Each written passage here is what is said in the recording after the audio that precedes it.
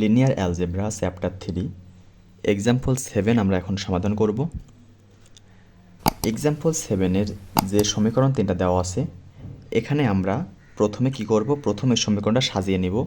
প্রথমে এই যে এক্স আছে, তারপর 2x আছে, তারপর 3x আছে, এইটা প্রথমে লিখব, তারপরে এইটা, তারপরে এইটা, অর্থাৎ নিম্ন থেকে উচ্চক্রম অনুসারে আমরা এই সমীকরণটা সাজিয়ে নিব। সর্বপ্রথম আমি সমীকরণগুলো নিম্ন থেকে উচ্চক্রম অনুসারে সাজিয়ে নিয়েছি। এখন আমার প্রথম কাজ, প্রথম সমীকরণটা যে আকারে আছে এইভাবে রেখে দেওয়া, 2 নম্বর সমীকরণের প্রথম পদ 0 তৈরি করা, আর 3 নম্বর সমীকরণের প্রথম 2টা পদ 0 তৈরি করা। আমি এখন এই কাজটা করব। তাহলে এই যে সমীকরণ জোটগুলো আছে, এখান থেকে আমি প্রথম সমীকরণটা রেখে দেব, x + 4y - 6z = 1। তারপর আমি এই যে 2 নম্বর সমীকরণ আছে, 2 নম্বর সমীকরণ থেকে 1 নম্বর সমীকরণের সাথে 2 গুণ করে বিয়োগ করব, তাহলে আমি এই সমীকরণের প্রথম পদটা 0 পাবো। তাহলে এখানে 2 নম্বর সমীকরণে লিখলাম 2x - 3y + 5z = 1, আর 1 নম্বরের সাথে আমি 2 গুণ করতেছি, তাহলে 2x + 8y - 12z = 2। এটা আমি যেহেতু বিয়োগ করব, তাহলে চিহ্ন চেঞ্জ হবে, কাটাকাটি হয়ে যায়। এখানে থাকবে -11y + 17z = -1। তাহলে এখানে আমি পাচ্ছি 0 -11y + 17z = -1। এটা আমি কি করেছি, 2 নম্বর লাইনে L2 থেকে 2L1 আমি বিয়োগ করছি। এখন এই যে 3 নম্বর সমীকরণ, 3 নম্বর সমীকরণ থেকে আমি 3L1 বিয়োগ করব। তাহলে আমি এই সমীকরণটা আগে লিখি, এইখানে লিখি, আমি একটু উপরে লিখি 3x + y - z = 2। 1 নম্বরের সাথে আমি 3 গুণ করতেছি, 3x + 12y - 18z = 3। যেহেতু বিয়োগ করব, তাহলে আমার চিহ্ন পরিবর্তন হবে, এখানে 0 -11y + 17z = -1। তাহলে এখানে পাচ্ছি 0 -11y + 17z = -1। এখানে আমি কী করলাম, L3 থেকে 3L1 বিয়োগ করলাম। তাহলে এই সমীকরণ জোটে আমার 2 নম্বর সমীকরণের প্রথম পদ 0 হয়েছে, কিন্তু 3 নম্বর সমীকরণের প্রথম 2টা পদ আমি এখনও 0 পাইনি। তাহলে আমার এখনও একবার ক্যালকুলেশন করা লাগবে।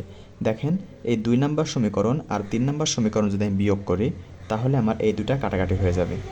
তাহলে আমি প্রথম এই দুটো সমীকরণ রেখে দিব, x + 4y - 6z = 1, 0 - 11y + 17z = -1।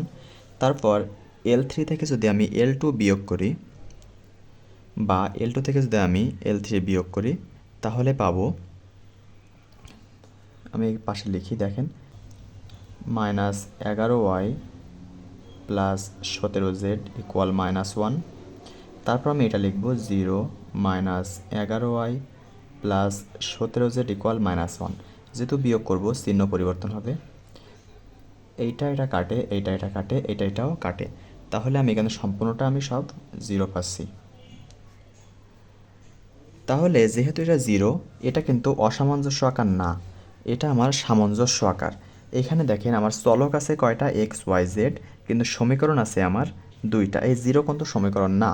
পরে আমি আরেক লাইন লিখতে পারবো, x + 4y - 6z = 1, 0 -11y + 17z = -1। এই 2টা সমীকরণ এখানে আমার ভ্যালিড আছে এখন। তাহলে আমি একদম প্রথম অঙ্কে 3টা শর্ত দেখাইছিলাম। 3টা শর্তের ভিতরে ছিল, যদি এরকম সমীকরণ জোটের ভিতরে চলক সংখ্যা সমীকরণ সংখ্যার চেয়ে বেশি হয়, তাহলে সেখানে একাধিক সমাধান থাকবে। এখানে দেখেন, x y z 3টা চলক আছে এবং 2টা সমীকরণ আছে। তাহলে চলক সংখ্যা এখানে সমীকরণের চেয়ে বেশি, এই কারণে আমার এখানে একাধিক সমাধান থাকবে, এবং যেখানে একাধিক সমাধান থাকবে সেখানে আমাদের একটি স্বাধীন চলক ধরে নিতে হয়। এখানে স্বাধীন চলক কয়টা সেটা আমরা আগে লিখব। স্বাধীন চলক চলক সংখ্যা মাইনাস সমীকরণ সংখ্যা স্বাধীন চলক একটি। এখন এই স্বাধীন চলক আমাদের ধরে নিতে হবে। মনে করি স্বাধীন চলক এই যে জেড, এই জেড সমান আমি এ ধরে নিলাম। তাহলে এইটা আমার 1 নম্বর সমীকরণ, এইটা 2 নম্বর সমীকরণ। 2 নম্বর সমীকরণটা আমি ক্যালকুলেশন করি। 2 নম্বর সমীকরণে পাই, যেহেতু 0 আর লিখলাম না, -11y প্লাস 17, এই জেডের পরিবর্তে আমি এ ধরছি, 17 ইকুয়াল -a। তাহলে এখানে থাকছে -11y ইকুয়াল -1 -17a। যদি উভয় পাশ থেকে আমি মাইনাস কমান নেই, তাহলে পাচ্ছি 1/11 প্লাস 17/11a। এটা হচ্ছে আমার এখানে y এর মান। এটা এখান থেকে আমি আরও একটু ক্যালকুলেশন করতে পারি, 1 প্লাস 17a ডিভাইড বাই 11। এটা হচ্ছে আমার y এর মান। এখানে রাখলে হবে, এটা করলেও হবে। তাহলে আমি y এর মান পাইছি। এখন আমি 1 নম্বর সমীকরণ ক্যালকুলেশন করব। 1 নম্বর থেকে পাই x 4y, y এর মান আমি এখানে পাইছি, তাহলে 1 plus 17a divide by 11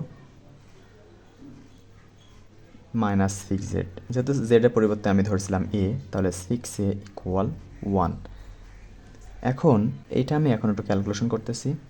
x plus 4 plus 4 17 68a divide by 11 minus 6a equal 1। যেহেতু এক্স এর মান বের করব, তাহলে এই পাশে আমি এক্স রে রেখে সবগুলো ওই পাশে পাঠিয়ে দেব। x equal 1 plus 6a minus 4 minus 68a divide by 11, sorry এখানে প্লাস। তাহলে এখানে আমি এখন লসাগু করব। লসাগু 11 প্লাস 66a মাইনাস 44। এখন এখানে আমার হবে মাইনাসে মাইনাসে plus 7 minus 2a divide by 11। এটা হচ্ছে আমার এক্সের মান, এটা ওয়াইয়ের মান, আর এটা জেডের মান। এখানে আমার একাধিক সমাধান কেন থাকবে দেখেন, আগের অঙ্কেগুলোতে আমরা কোনো সংখ্যা পাইছিলাম, কিন্তু এখানে যেহেতু আমি জেড সমান এ ধরে নিয়েছিলাম, এর কোনো নির্দিষ্ট মান নেই, এর একাধিক মান থাকবে এবং সবার সাথে যেহেতু এ গুণ আছে, এই কারণে এখানে একটি মান পাওয়া অসম্ভব, এখানে একাধিক সমাধান থাকবে।